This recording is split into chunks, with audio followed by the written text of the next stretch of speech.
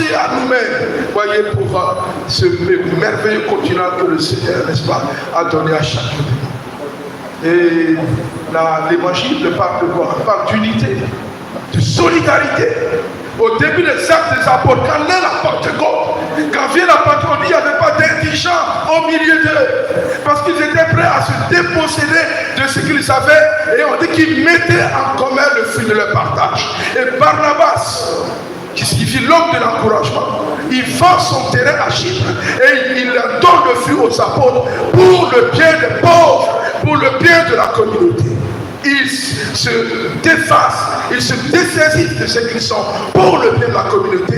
Ils sont solidaires de leurs frères, de leurs sœurs, de la communauté. L'un des grands problèmes du côté, on n'est pas solidaire. On ne veut pas donner sa vie. On ne veut pas se détacher de son argent, de son avoir, de ses grades. Ouais, descendre, comme Jésus Philippiens 2, pour tout donner. Aimer, c'est tout donner et faire quoi? Et se voir et se donner quoi? Tout donner. Est-ce qu'on a suffisamment donné? Mais Paul, c'est dans la chaîne qu'il donne. Jésus ne dit pas, mais tu es, comment dirais-je là? Ben, écoute, tu vas retourner à la maison, tu vas reprendre ta prédication, je vais te libérer. Non, c'est jusqu'à Rome. Qui veut monter à Rome parmi nous? Qui veut monter à Rome? Mais Rome de nos villages, Rome de nos quartiers, de nos entreprises. Mais oui, allez dans les entreprises, c'est rempli de voyous et de voleurs. Allez dans les hôpitaux, c'est rempli, n'est-ce pas, plus de voyous et de voleurs qu'à la Maca. Mais n'est-ce pas, c'est en toute impunité qu'ils opèrent. Mais qui parle? Mais qui veut donner sa vie et qui veut s'engager, n'est-ce pas, pour que les choses changent? Très peu. Mais alors quel continent voulons-nous? Quel continent? Mais Jésus a donné sa vie pour nous libérer le monde. Tu ne veux pas te donner? Mais quel monde tu vas libérer? La Pentecôte ne repose pas sur de l'affectivité seulement et de l'émotionnel. Ça passe par la croix. Voulons-nous donner? Voulons être solidaires. Puis 4 choses pour terminer, je vais faire que l'histoire terminée. Vous voyez, c'est très important. Mais Paul, quand l'aîné Pascal veut le texte de l'Éphésiens 6, qu'est-ce qu'il dit, Paul? Quand il parle du combat spirituel, il dit faites toutes sortes de prières, n'est-ce pas, dans l'Esprit Saint. Après avoir éliminé les armes du combat, faites toutes choses, comment dirais-je là, faites toutes choses, n'est-ce pas, par la prière. Mais oui, mais les choses, ce monde, mais est un monde difficile. Ce monde, mais quand vous lisez la lettre de Saint Jean, qu'est-ce qui se passe? Il y a une opposition entre, voyez ce que Jésus propose, et le monde. Il y a comme une lutte permanente, il y a un combat. Mais c'est ce monde qu'il faut sauver. Mais Jésus lui-même, et Paul vont à la conquête de ce monde quoi? Par quelque chose de très important qu'est la prière.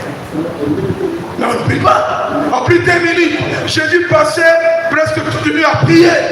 Paul et les autres hommes des femmes de prière. Ce monde n'est pas sauvé par la science, ni par la technologie, ni par la connaissance. Cela vient de Dieu et par la puissance du Saint-Esprit. Mais ça se produit à genoux, le genou par terre, dans la prière. Les chrétiens ne prient pas suffisamment. Voilà pourquoi ils sont défaits au quotidien. Ils fuient au quotidien. Ils ne sont pas inspirés au quotidien. Parce qu'ils sont ailleurs. Bien sûr, faites très attention, ce n'est pas tous les chrétiens. Mais fondamentalement, où est-ce que nous en sommes par rapport à la prière? Le salut, n'est-ce pas, de Dieu et de ce monde africain passe par Dieu, par l'Esprit Saint. Mais comme être conduit par l'Esprit, si on ne prie pas, les apôtres ont passé combien de temps? 10 jours d'intercession dans le Sénat, avant que l'Esprit Saint tombe. Nous prions combien de temps? Peut-être pas 1 heure. Est-ce qu'on prie 2 heures, 3 heures? Il y a certaines victoires qui s'obtiennent à genoux pendant 3 heures, 4 heures, 5 heures de prière pour que Dieu puisse intervenir. Parce que comme ce n'est pas du gâteau, comme Paul qui sera alors dans les chaînes. La nécessité de donner sa vie, d'être solidaire et d'être des hommes et des femmes de prière. La deuxième chose, 3e, 4e chose, je ne sais plus trop là. Comment dirais-je?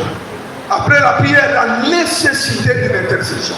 Faites toute forme de prière pour les saints du Paul dans le texte que nous venons de lire. Abraham était un grand intercesseur. Moïse était un intercesseur. Les grands étaient des intercesseurs. Qui c'est qui va s'interposer face au mal ou va implorer Dieu pour que Dieu puisse intervenir? 2 Chroniques 7. Si le peuple sur lequel est invoqué mon nom s'humilie et recherche ma face, moi j'interviendrai en faveur du pays. Qui c'est qui se met à genoux en faveur de la côte?